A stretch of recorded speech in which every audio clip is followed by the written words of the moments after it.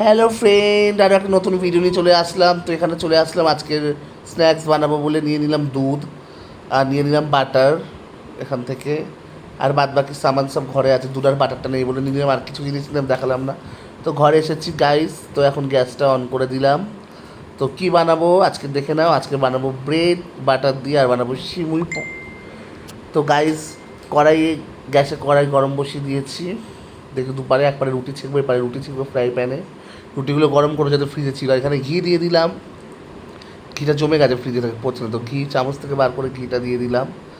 ভালো করে নাড়ি নাড়ি ঘিটা গড়ে গেল। আর এদিকে হচ্ছে রুটিটা উল্টে পাল্টে দিলাম দু পাঁচটা গরম করে। তো কে কোথা থেকে ভিডিওটা দেখছো কমেন্ট করে জানাবে। আর আমার ভিডিও তোমাদের এখন কেমন লাগছে, আমার রেসিপিগুলো কেমন লাগছে অবশ্যই কমেন্ট করে জানাবে। তো এর মধ্যে সিমুইটা, ঘিটা গরম হতে সিমুইটা ওর মধ্যে ঢেলে দিলাম। সিমুইটা একদম লাল লাল করে ভাজবো, লালচে লালচে করে এপিট ওপিট দুপিট ভাজবো। সিমুইটা দিয়ে নাড়াতে হবে, আর গ্যাসটা মিডিয়াম করতে হবে, না সিমুইটা পুড়ে যাবে। তো এরপরে রুটিটা দেখছো আমার হয়ে গেছে, তো রুটিটা উল্টে দিলাম। তো সিমুইটা দেখছো লালচে লালচে হয়ে গেছে। এটা সিমুইটা কন্টিনিউ নাড়ালে ভালো নয়, লেগে যাবে, পুড়ে যাবে। তো দুটো দিয়ে করতে হচ্ছে, তো টেনশন হচ্ছে। তো সিমুইটা ভাজা হয়ে গেছে, তো ঢেলে দিলাম ডাইরেক্ট ওর মধ্যে কাঁচা দুধ। দোকান থেকে কিনে মেটেরিয়ালে 1 লিটার দুধ। তো ঢেলে দিলাম সিমুইতে, দেখছো গাইস। আর দিয়ে দিন নাড়াবো যাতে দুধটা লেগে না যায় নিচে।